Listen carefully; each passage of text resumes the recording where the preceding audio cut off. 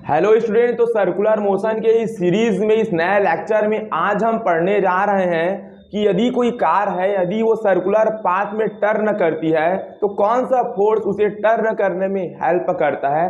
कौन सा ऐसा फोर्स होगा, फोर्स का ऐसा कौन सा कंपोनेंट होगा कि कार को टर्न करने में उसको रिक्वायर्ड सेंट्रीपिटल फोर्स देता होगा। इसके ऊपर हम खुलकर बात करेंगे। प्रीवियस वीडियो को नहीं देखे तो एक बार जाकर जरूर बात कीजिए। 7 से 8 वीडियो लेक्चर सर्कुलर मोशन से रिलेटेड रिकॉर्ड हो चुके हैं। डिस्क्रिप्शन बॉक्स में सारे वीडियो का लिंक मिल जाएगा। तो यहाँ पर टॉपिक है turning of a car on a curve, कि कार कोई भी कर्व या सर्कुलर पाथ में जब रोटेट करती है, टर्न करती है, तो कई बार तो ऐसा होता है कि कार वाला भाई साहब जो होता है पीछे की ओर स्किड कर जाता है, उसका कार देखना। यस नो, ये सब कैसे होता है पूरा डिटेल से बात करेंगे। इसी टॉपिक का सेकंड नाम है motion of a car on a level circular road. Road कैसा रहेगा, यहाँ पर सर्कुलर रहेगा। देखो एक बात याद रखो,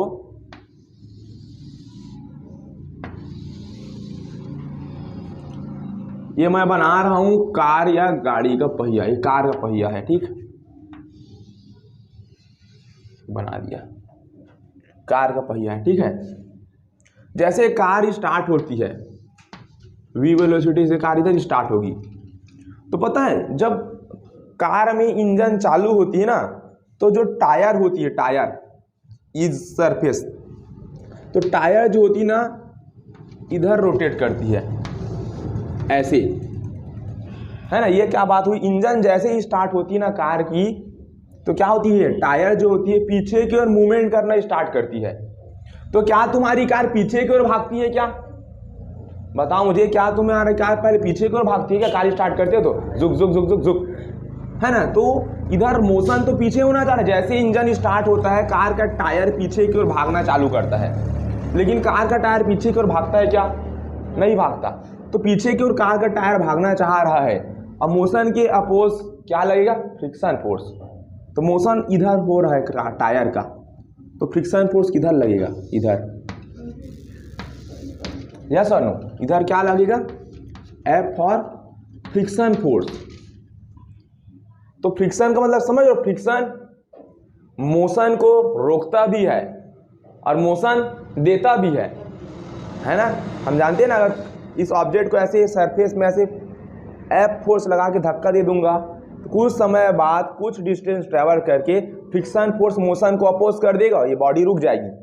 यहाँ पर कार के केस में इंजन धुक धुक धुक धुक चालू हुआ, कार पीछे की ओर रोटेट करना चालू हुआ। कार का जो टायर है, ये कार पीछे की ओर थोड़ी ना बढ़ती है, सामने की ओर कौन धक्का देता है? मोशन इधर होना चाह रहा है, मोशन की टेंडेंसी, तो फ्रिक्शन फोर्स मोशन के अपोजिट। यस सुनो, तो यहाँ पर फ्रिक्शन फोर्स चला भी रहा है, फ्रिक्शन फोर्स चीजों को रोकता भी है और चीजों को चलाता भी है। समझ पाए? ये बात याद रखेंगे, ठीक है।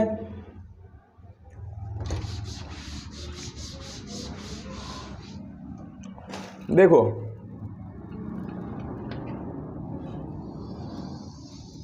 ये सर्कुलर पाथ, आप सब में ने ये फील किया होगा कि जब कार को हम सर्कुलर पाथ पर रोटेट करते हैं ना, जब कोई मोड़ आता है यार, कोई टर्निंग पॉइंट आती है और कार को सर्कुलर पाथ में जूम से ऐसे मोड़ते हैं, तो देखना कई बार, हमेशा देखना तुमने ये फील किया होगा कि तुम कार के ना सीट से ऐसे दूर जाते हो। यस नो, कई बार कार के खिड़की से चिपक जाते हो। देखना कार में इस सीट में बैठे होंगे, ऐसे कार जूम से ऐसे रोटेट करता है, टर्निंग पॉइंट में ऐसे सर्कुलर पाथ में रोटेट करना चाहता है, तुम खिड़की वाले में सीट में चिपक जाते हो। कार में चिपकते हो नहीं चिपकते हो? तो ऐसा क्यों हो रहा है? सेंट्रीफ्यूगल फोर्स अप्लाई हो रहा है। क्या अप्लाई हो रहा है? क्योंकि सेंट्रीफ्यूगल फोर्स का कॉन्सेप्ट वहीं आएगा जहां पर रोटेटिंग होगा। हमारा बॉडी क्या होगा? रोटेट। तो कार रोटेट होना चाह रहा है सर्कुलर पाथ पर, तो कार के अंदर जो पैसेंजर बैठे हैं, जो यात्रीगण बैठे हैं, तो कौन से फ्रेम में है? सर्कुलर पाथ में कार रोटेट हो रहा है, तो कार के अंदर जो बैठे हैं जो भी पर्सन, उसके लिए वो क्या है? नॉन इनर्शियल फ्रेम है। क्या है वो? उस पर्टिकुलर उस सर्कुलर पाथ में जैसे रोटेट कर रहा है, और कार के अंदर कोई भाई साहब बैठा है, तो उसके लिए नॉन इनर्शियल फ्रेम है कार, तभी पीछे की ओर क्या लग रहा है? उसको एक फोर्स महसूस हो रहा है, एक फोर्स फील कर रहा है, जो फोर्स रियल में नहीं है, इमेजिनरी फोर्स है, सूडो फोर्स है। और सर्कुलर पाथ में रोटेट करती है रोटेटिंग ऑब्जेक्ट के लिए, उस सूडो फोर्स का नाम होता है सेंट्रीफ्यूगल फोर्स। यस और नो? तो क्या हम समझना, तो जैसे कार रोटेट करती सर्कुलर पाथ में, तो क्या कई बार क्या होता है मालूम है कि कार पीछे की ओर स्किड भी कर जाती है, पीछे की ओर स्लिप कर जाती है कार, और वहां पे एक्सीडेंट हो जाता है, हादसा हो जाता है। देखे होंगे, कभी भी तुम देखे होंगे कि कार जैसे सर्कुलर पाथ में रोटेट करता है कई बार, तो कई भाई साहब आते हैं एकदम हाई वेलोसिटी से कार को जूम से रोटेट करना चाहते हैं, हाई वेलोसिटी से जूम से टर्न करते हैं, और टर्न करने के चक्कर में सेंट्रीफ्यूगल फोर्स की वजह से वो पीछे की ओर स्किड भी कर जाते हैं। देखना, तो क्या ऐसा कारण है कि कई बार कार सर्कुलर पाथ में रोटेट करती तो पीछे की ओर स्लिप हो जाती, पीछे की ओर स्किड हो जाती और एक्सीडेंट हो जाता है। तो कार को हम किस वेलोसिटी से सर्कुलर पाथ में ऐसा रोटेट करें कि हम पीछे की ओर स्किड ना कर पाए, इसके ऊपर बात करेंगे। तो ये सर्कुलर पाथ मैंने बना दिया है ना, सर्कुलर पाथ। मान लेते ये तुम्हारा कार का टायर है और ये है ना, ये कार बना दिया भाई, आता तो नहीं है, ये कार है। क्या है ये? कार। सर्कुलर पाथ में रोटेट करने के लिए तैयार हो चुका है कि नहीं हो चुका है? हो चुका है। ये टर्निंग पॉइंट है कोई भी रोड का, कोई भी मोड़ का, तो कार जा रहा है भाई वी वेलोसिटी से आगे बढ़ रहा है। कार और कार में बैठे यात्रीगण, इस पूरे बॉडी का मास मैं कैपिटल एम बोलूंगा। क्या बोलूंगा? कैपिटल एम बोलूंगा। कार और कार में बैठे यात्रीगण का टोटल मास कैपिटल एम। ठीक है, तुम समझना, कार का मास नीचे की ओर ग्रेविटेशनल फोर्स एक्ट करेगा, धरती माता की वजह से, करेगा कि नहीं करेगा? करेगा। और इधर क्या अप्लाई होगा? Normal reaction. क्या अप्लाई होगा? क्या अप्लाई होगा? तो कार जब जमीन में था, कार जब ऐसे जमीन में था, सरफेस पर था, एकदम रुका हुआ है, एकदम मुड़ नहीं रहा यहाँ पर सर्कुलर पाथ में, एकदम रुका हुआ है कार, तो यहाँ पर इसका मास m और यहाँ पर ग्रेविटेशनल फोर्स की वजह से इसका वेट mg और इसके ऊपर की ओर नॉर्मल रिएक्शन। यस और नो? तो कार अब क्या हो गया? सर्कुलर पाथ में जा रहा है कार, जूम से ऐसे रोटेट हुआ, जूम से। यस और नो? तो वेट नीचे को रिएक्ट करें, सोचो ना, कंसीडर करो, इमेजिन करो, कार सर्कुलर पाथ में जूम से गया, जूम से ऐसे रोटेट होना चाह रहा है। यस और नो?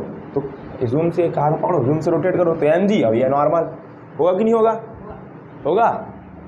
तो कार का मास को ये ऊपर का नॉर्मल रिएक्शन बैलेंस कर रहा है, कर रहे कि नहीं कर रहे हैं? अरे कर रहे कि नहीं कर रहा है? ऐसे तो नहीं है, कार सर्कुलर पाथ में मुड़ता है कि नहीं मुड़ता है?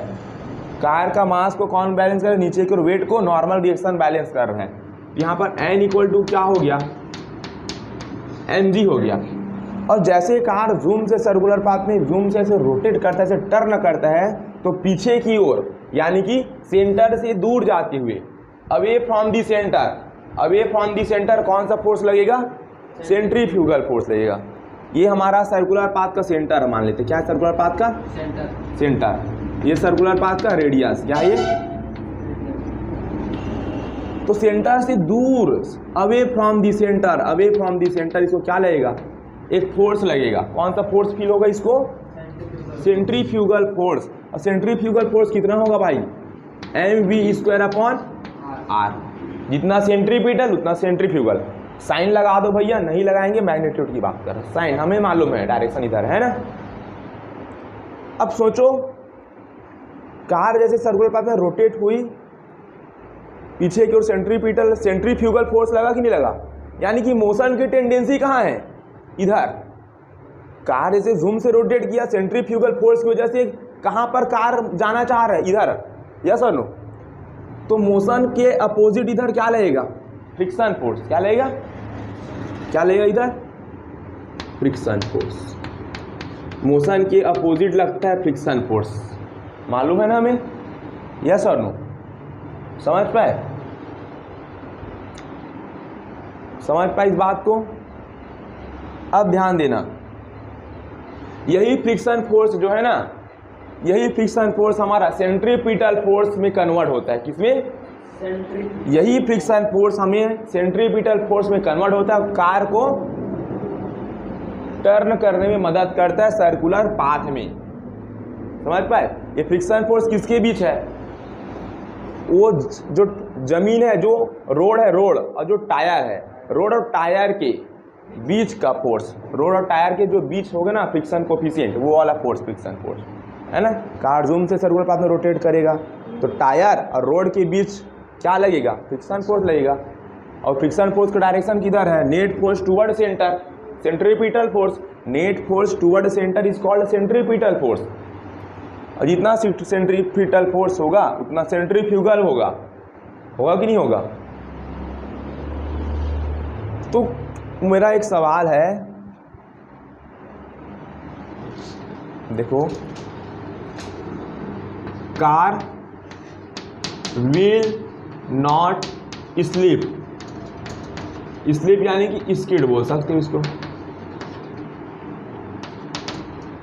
जो कार है वो कब स्लिप नहीं होगा? सर्कुलर पाथ में जब कार टर्न करेगा तो कब वो स्लिप नहीं होगा, कब स्किड नहीं होगा, कब वो पीछे कब फिसलेगा नहीं, मानिए कि कब वो कार पलटी नहीं मारेगा। समझ पा रहे हो कि नहीं? हर सर्कुलर पाथ में हर हमेशा सेंट्रीफ्यूगल फोर्स तो लगेगा। यदि सेंट्रीफ्यूगल फोर्स यदि ज़्यादा हो गया तो कार स्किड कर जाएगी पीछे की और स्लिप कर जाएगी। यस और नो? तो कार कब स्लिप नहीं करेगा? यदि ये दोनों फोर्स आपस में मेंटेन हो जाए, यानी friction force greater than equal हो जाए mv² अपॉन r के। यस और नो? अगर फ्रिक्शन फोर्स और mv² अपॉन r, ये सेंट्रीफ्यूगल फोर्स, अगर दोनों इक्वल है तो कार इस कंडीशन में स्किड पीछे की ओर करेगी क्या? नहीं करेगी।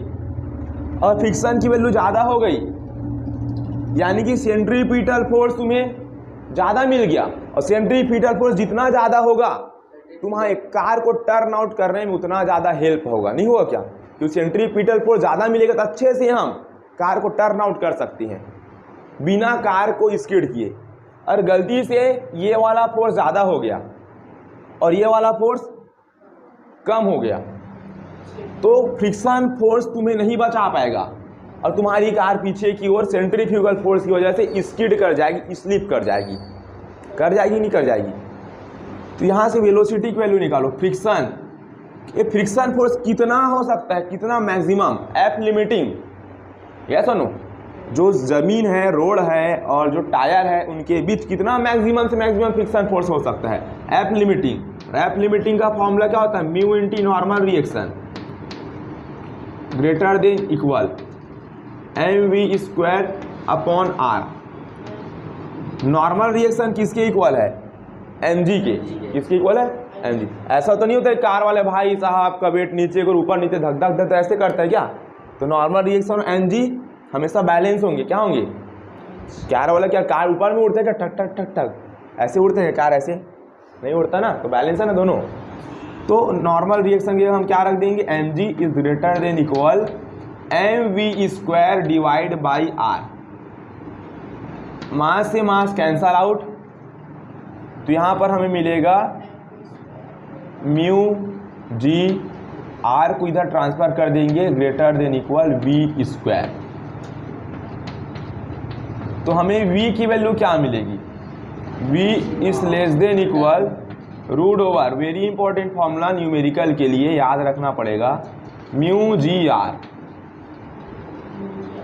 तो velocity less than equal under root mu g r. Mu friction coefficient, g gravitation acceleration, r radius. जिस सर्कुलर पाथ में कार टर्न आउट करेगा उसका ये रेडियस।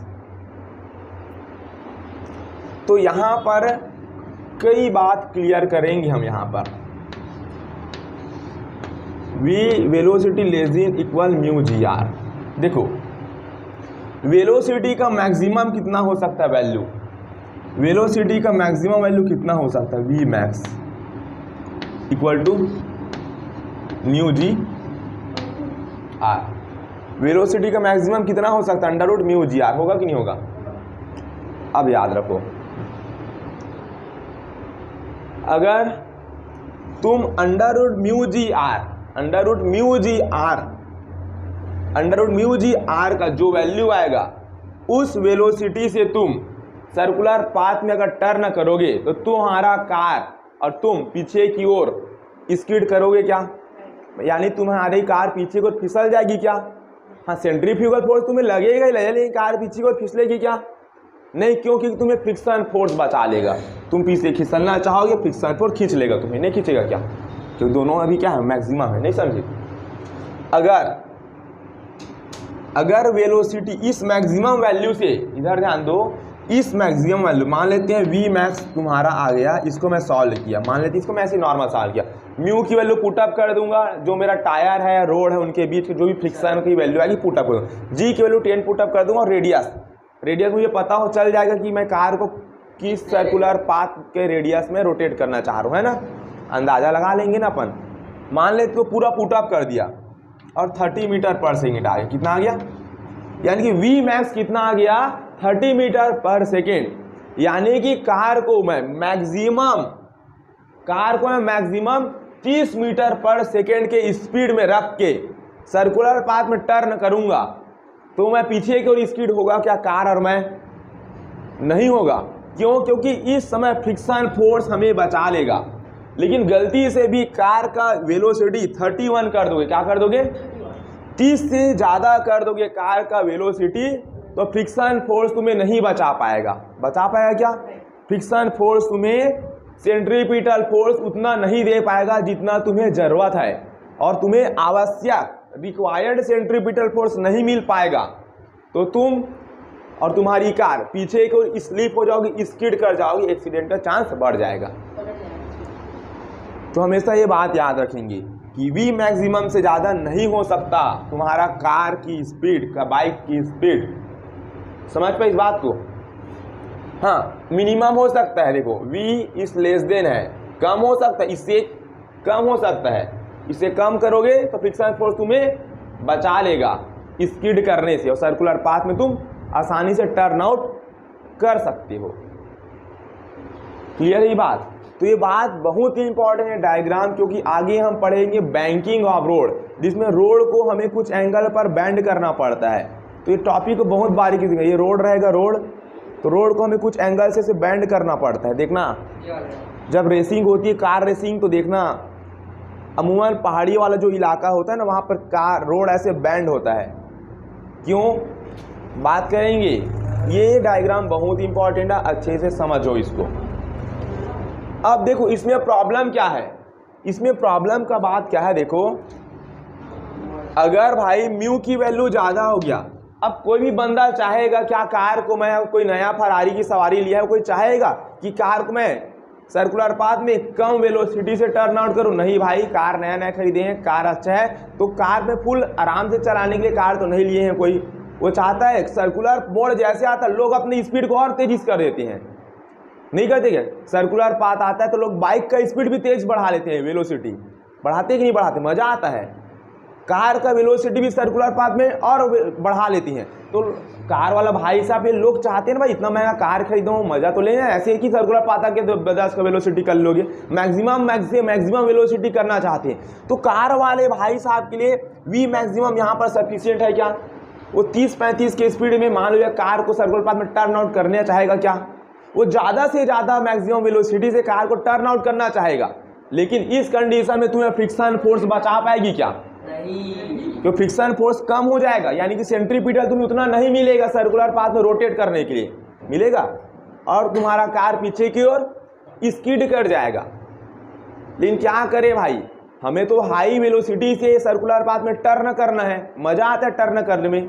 तो यहाँ पर तो कुछ दिख नहीं रहा, तो कैसे कर? यहाँ पर रिस्ट्रिक्शन आ चुका है कि तुम अपनी वेलोसिटी को वी मैक्सिमम से ज़्यादा नहीं कर पाओगे, लेकिन हमें वी मैक्सिमम से भी ज़्यादा करना है। हम क्या करेंगे? देखो अब अगर तुम्हारा म्यू की वैल्यू बढ़ेगा, किसकी वैल्यू? देखो भाई म्यू की वैल्यू देखो, जी तो तुम्हारा फिक्स होने वाला है, रेडियस भी तुम सर्कुलर पाथ में मुड़ोगे तो वहाँ पर भी रेडियस लगभग फिक्स ही है कि नहीं? अब तुम्हारा वेलोसिटी को मैक्सिमम और कौन बना सकता है? म्यू बना सकता है। कौन बना सकता है? अगर म्यू की वैल्यू बढ़ेगी तो तुम वी मैक्सिमम और बढ़ा सकते हो, यस और नो? वी की अगर म्यू की वैल्यू बढ़ेगी तो तुम्हारा वेलोसिटी तुम और बढ़ा सकते हो। म्यू की वैल्यू यानी तुम फ्रिक्शन को बढ़ा रहे हो, किसको? लेकिन ध्यान दो, फ्रिक्शन को तुम बढ़ा लोगे तो तुम कार को हाई वेलोसिटी से टर्न आउट कर लोगे, मजा आ जाएगा। नहीं समझे क्या? लेकिन दिक्कत ये है, अगर तुम फ्रिक्शन को बढ़ाओगे तो कितना ही बढ़ाओगे। अब फ्रिक्शन को बढ़ाने का मतलब तुम्हारा जो रोड है वो ज़्यादा स्मूथ नहीं होना चाहिए। रोड में ज़्यादा से ज़्यादा करवटें आनी चाहिए, या सुनो। और तुम्हारा जो टायर है, वो टायर को भी बहुत ज़्यादा फ्रिक्शन वाला बनाना पड़ेगा। टायर में छोटे छोटे उभार होते हैं ना, तो उस टायर को और ज़्यादा ग्रिप देना पड़ेगा, और रोड को भी और ज़्यादा उभार वाला देना पड़ेगा, जिससे फ्रिक्शन की वैल्यू क्या हो जाएगी, रोड और टायर के बीच इंक्रीज हो जाएगी। यस और नो? तो तुम्हारा वी मैक्सिमम और बढ़ा सकते हो कि नहीं? बढ़ा सकते हो। ऐसा कंडीशन कितने दिन तक चलेगा? नुकसान हमारा ही है, क्योंकि अगर डेली ऐसे चलते रहा तो कार का टायर बार बार बदलना पड़ेगा। अपन को नहीं बदलना पड़ेगा क्या? कार का टायर बार बार बदलना पड़ेगा। वी मैक्सिमम करने के लिए फ्रिक्शन बढ़ जाएगा, लेकिन कार का टायर बार बार बदलना पड़ेगा। तो ये मेथड हमारे लिए उतना सफिशिएंट है क्या? नहीं। ऐसा कर पाएंगे क्या? नहीं। चलो रईस है तो सही है, लेकिन आम इंसान भी हाई वेलोसिटी टर्न करना चाहे, कितना कार का टायर बदलेगा? तो ये भी तो फ्रिक्शन की वैल्यू तो बढ़ाएंगे नहीं अपन, जितना है रोड में जो बना है टायर वो तो रहेगा ही रहेगा। अब वी मैक्सिमम को और ज़्यादा कैसे बढ़ा पाओगे? और कोई तरीका है क्या तुम्हारे पास? और कोई तरीका है क्या यहाँ पर? है क्या? नहीं। तो यहाँ हमारे लिए एक प्रॉब्लम है, इस प्रॉब्लम को हम बैंकिंग ऑफ रोड में सॉल्व करेंगे। प्रॉब्लम क्या है कि हमें टर्न करना है सर्कुलर पाथ में। यहाँ पर एक रिस्ट्रिक्शन है कि तुम वी मैक्स से ज़्यादा वेलोसिटी अपना नहीं बढ़ा सकती, और वी मैक्स से ज़्यादा करना भी चाहोगे तो फ्रिक्शन ज़्यादा चाहिए, और फ्रिक्शन ज़्यादा कर भी देंगे तो टायर खराब होगा और बार बार बदलना पड़ेगा। तो यहाँ पर प्रॉब्लम समझो। पहले प्रॉब्लम क्या है कि हमें, चलो अगर कोई भाई साहब इतना मैक्सिमम से टर्न आउट करे उसके लिए अच्छा, लेकिन भाई हर लोग तो इतना मैक्सिमम से नहीं, उसे मैक्सिमम से मैक्सिमम चाहिए।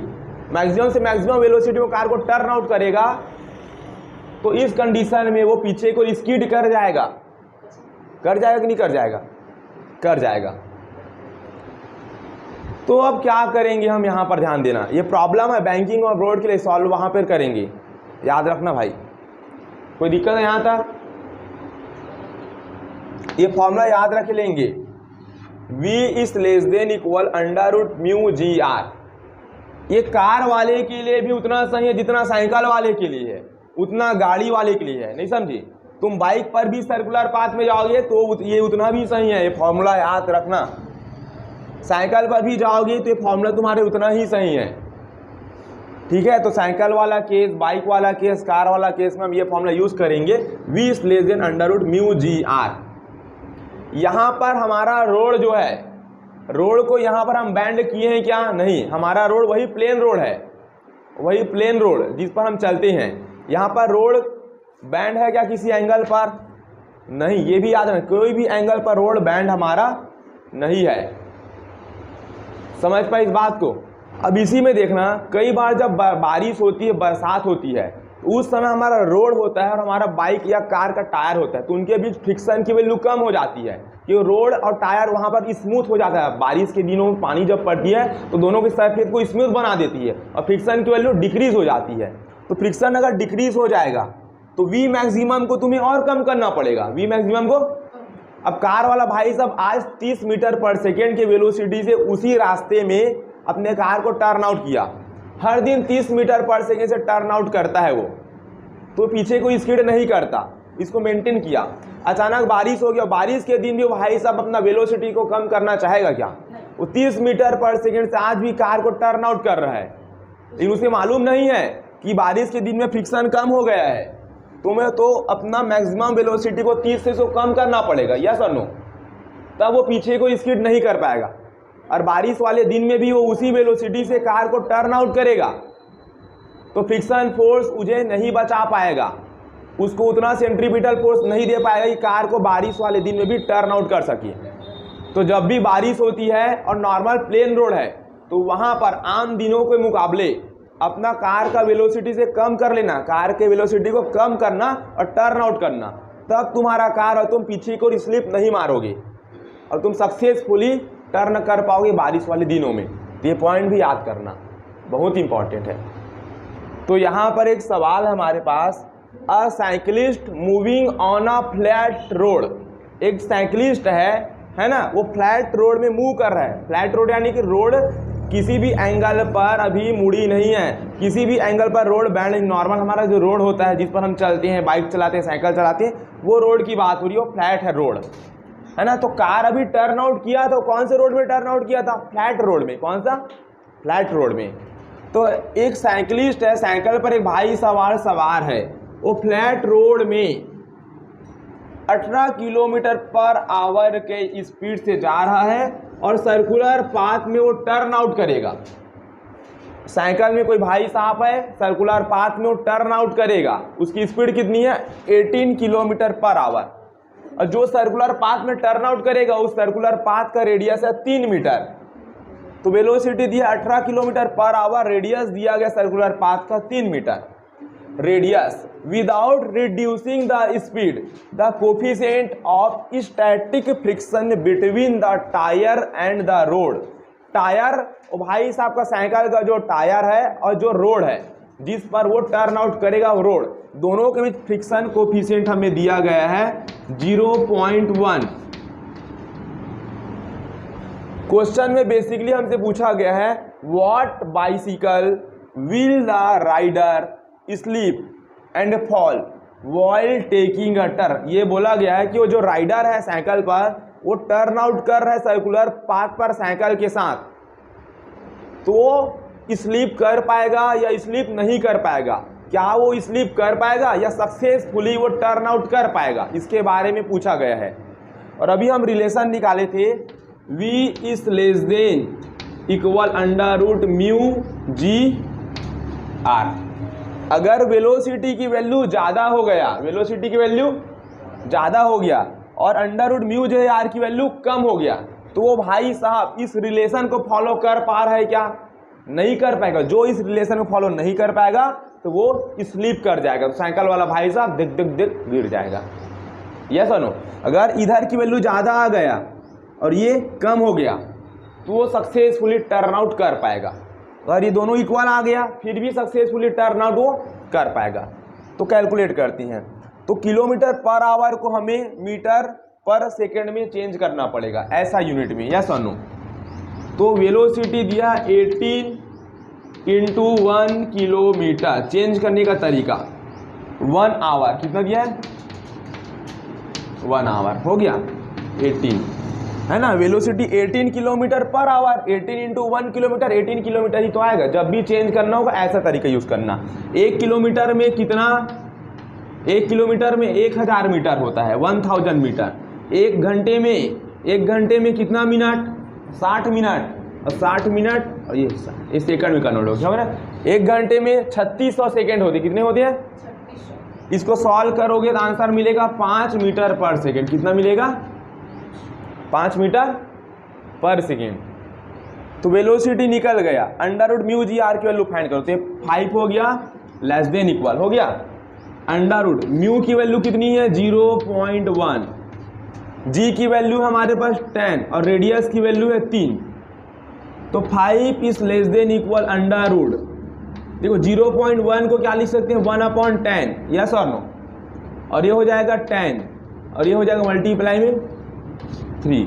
10 से 10 कैंसल आउट, तो हमें क्या मिलेगा? 5 is less than equal root over 3। तो यहाँ पर देखो 5 is less than equal root 3 की वैल्यू होती है 1.732। क्या होती है? रूट 3 की वैल्यू क्या होती है? 1.732। देखो 5 इस लेस देन इक्वल ये वाली क्वांटिटी बड़ी हो गई, ये वाली क्वांटिटी छोटी हो गई। ये रिलेशन रॉन्ग है, ये रिलेशन, यानी कि तुम्हारा वेलोसिटी बहुत ज़्यादा हो गया, वेलोसिटी बहुत ज़्यादा हो गया और ये वाला फोर्स तुम्हारा क्या हो गया? कम हो गया।